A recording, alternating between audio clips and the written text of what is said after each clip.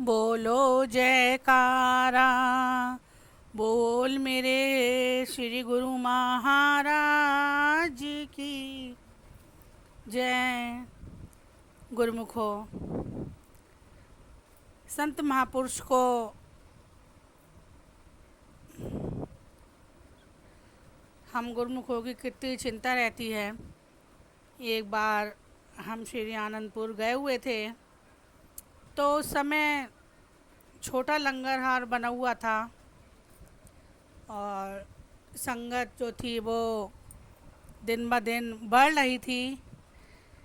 तो सुबह के टाइम आरती पूजा करने के बाद जब दोपहर का समय आया, करीबन 12 बजे करीब जब लंगर खुला, तो लंगर में बहुत भीड़ लग गई थी और अंदर जाने तक का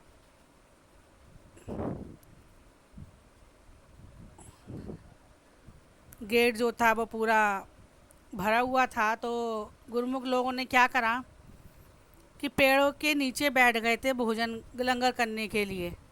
अचानक से श्री गुरु महाराज जी की कार वहाँ से निकलती हुई जा रही थी। तो श्री गुरु महाराज जी ने क्या देखा कि उनके गुरुमुख जन इतनी गर्मी में बाहर बैठे लंगर कर रहे हैं, अंदर घुसने तक की जगह नहीं है, बहुत भीड़ लगी हुई है। तो श्री गुरु महाराज जी ने महात्मा जी को फरमाया कि दे गुरुमुख लोग यहाँ क्यों बैठे हैं। तो महात्मा जी ने कहा कि भगवान सब लंगर प्रसाद ग्रहण कर रहे हैं।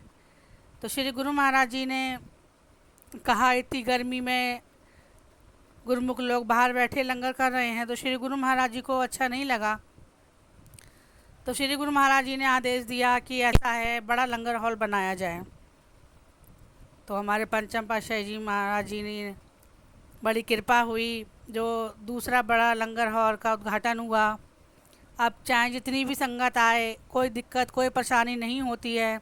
जब संगत बढ़ती है तो बड़ा वाला लंगर हॉल खुल जाता है और सब गुरुमुख जन प्रसाद ग्रहण करते हैं।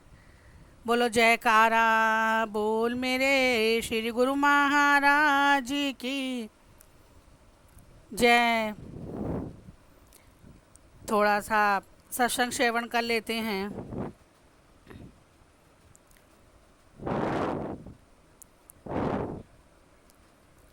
संसारिक विषयों से प्राप्त आनंद अनंत दुख, कष्ट और कलेशों को देने वाला है। पहले तो इंद्रियां पदार्थों में सुख है ही नहीं, और यदि कहीं है तो समझना चाहिए कि यह आगे आने वालों दुखों और कष्टों की चेतावनी दे रहा है। स्वस्थ मन और कहीं मनोवृत्ति के लिए यह धीरे धीरे असर करने वाला विषय है, जिससे हमारे स्वास्थ्य और धन का नाश तो होता ही है, मन की शांति भी भंग होती है। हम विवेक शक्ति को खो बैठते हैं और अंत में हम इंद्रिय सुखों के दास बन जाते हैं। जैसे जैसे हम इंद्रिय सुखों में अधिक आसक्त होते हैं, हम परमात्मा से दूर होते जाते हैं। सर्वाधिक महत्वपूर्ण है आत्म साक्षात्कार। सभी संत महापुरुषों ने भक्ति मार्ग में गुरु की आवश्यकता को एक स्वर में स्वीकार किया है।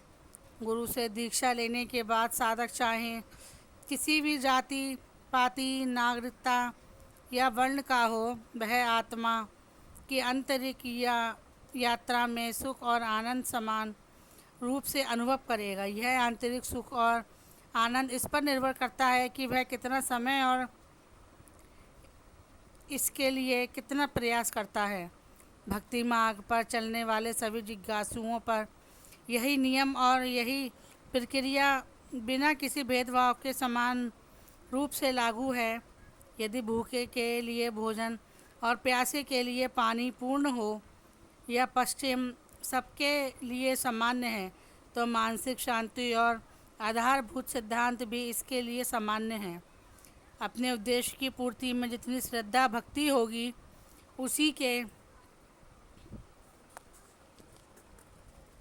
अनुसार ही उन्हें अनुभव और आनंद प्राप्त होगा। जिस प्रकार अमरत्व और मृत्यु दोनों मनुष्य के स्वरूप में निहित हैं, इसी प्रकार ईश्वर और संसार दोनों इसी मन में निहित हैं। केवल सतगुरु ही हमें यह रहस्य बताते हैं कि अपने अंदर परमात्मा को कैसे देखा जाए।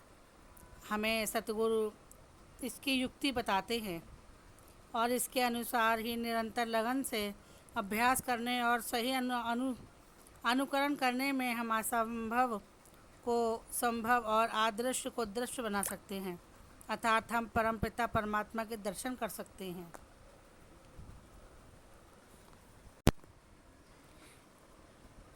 ईश्वर हमारे अंदर ही हैं, परंतु हम उसे देखने में असमर्थ हैं, क्योंकि हमारा मन काम वासनाओं से भरा हुआ है। गंदे आसन पर उसे कैसे बैठाया जाता है? जब तक ईश्वर का मंदिर शुद्ध नहीं होगा और दूषित विचारों का पर्दा उठाया नहीं जाएगा, तब तक प्रकाश पुंज ईश्वर के दर्शन नहीं होंगे।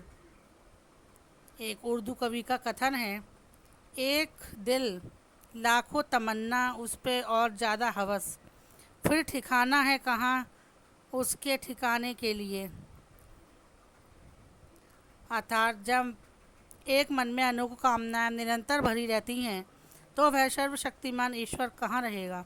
उसके रहने के लिए हृदय में स्थान ही नहीं है। कोई भी व्यक्ति वहाँ न रहना चाहेगा जहाँ कूड़ा करकट के ढेर लगे होंगे।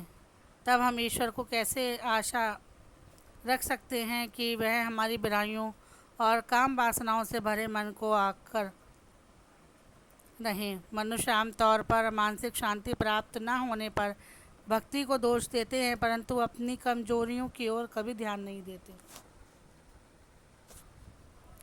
जब किसी विशेष व्यक्ति हमने हमारे शहर में आना होता है, तो उसके स्वागत और सम्मान में हमें कितनी उत्सुकता और चाव से अपने शहर को साफ़ सुथरा करते हैं, उसे सजाते हैं और उसमें रोशनी आदि का प्रबंध करते हैं। परंतु यदि हम ईश्वर को अपने हृदय में बैठाना चाहते हैं, तो हम अपने मन की गंदगी को अपवित्रता को साफ़ करने में कितना ध्यान देते हैं।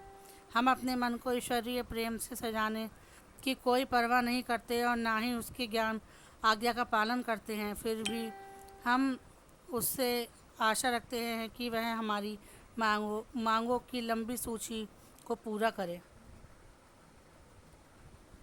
बोलो जयकारा, बोल मेरे श्री गुरु महाराज जी की जय। सच्चिदानंद जी